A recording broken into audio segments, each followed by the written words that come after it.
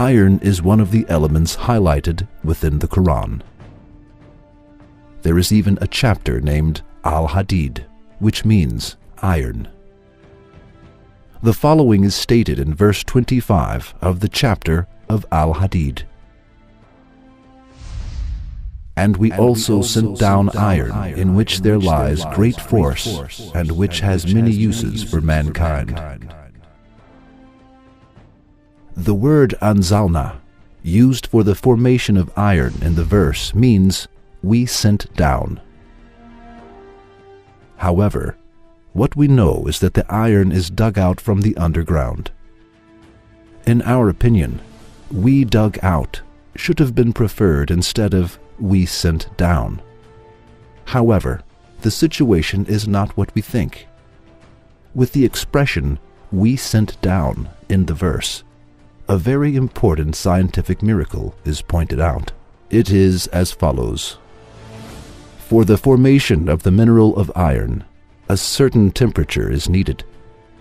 This necessary temperature exists neither in the earth nor in the sun.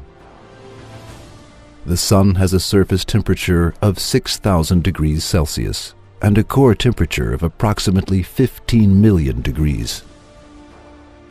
However, this temperature is inadequate for the formation of iron. Iron can only be produced in stars much larger than the sun, where the temperature reaches a few 100 million degrees.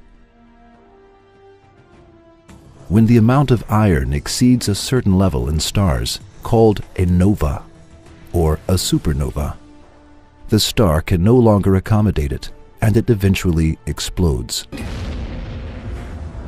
These explosions make it possible for iron to be dispersed into space. All astronomic discoveries have put forth that the mineral of iron comes from huge stars from outer space. Not only the iron in the Earth, but also the iron in our solar system is acquired from outer space. For, as we have stated before, the temperature of the sun is not enough for the formation of the iron mineral. What is understood from all above is that the mineral of iron is not formed in the earth, but sent down by being carried away from supernovas.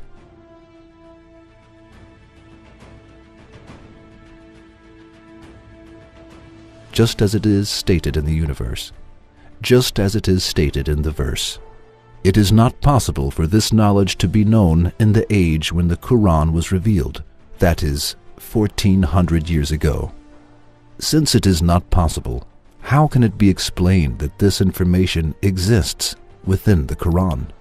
Is there any explanation other than the fact that the Quran is the book of Allah? Besides, it has been mentioned in the verse that the iron has many benefits for humans. However, people used iron only to make swords at the time when this verse was revealed, and were not aware of the other benefits of iron.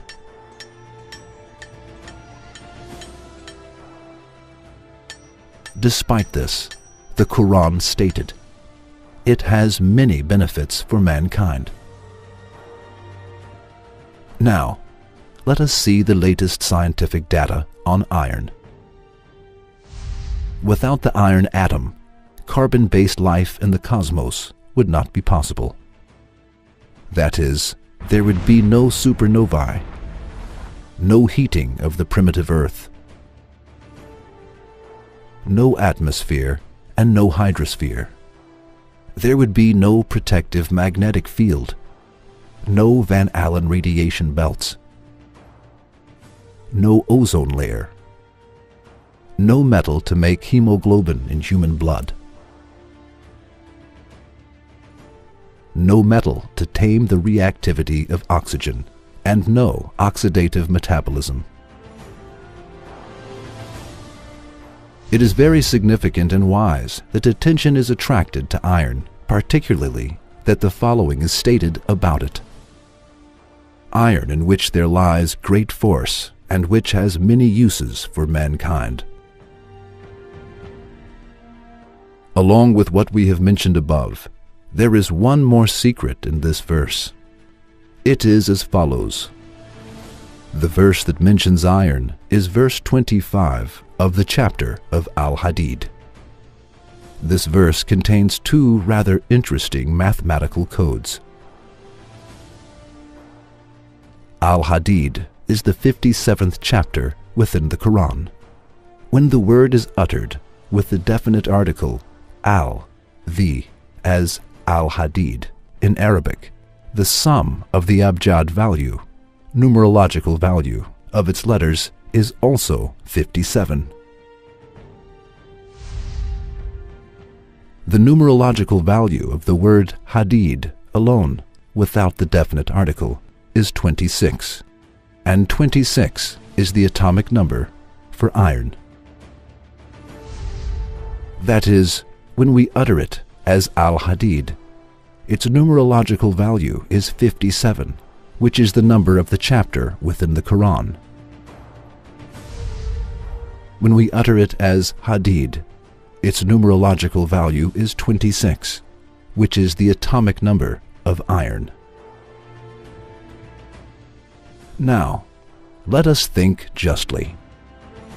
Is it possible for a human being who could not read or write, and who lived in the desert 1400 years ago, when science and technology did not exist, even by name, to know that iron was sent down from the sky, and to write it in a book by paying attention to numerological values?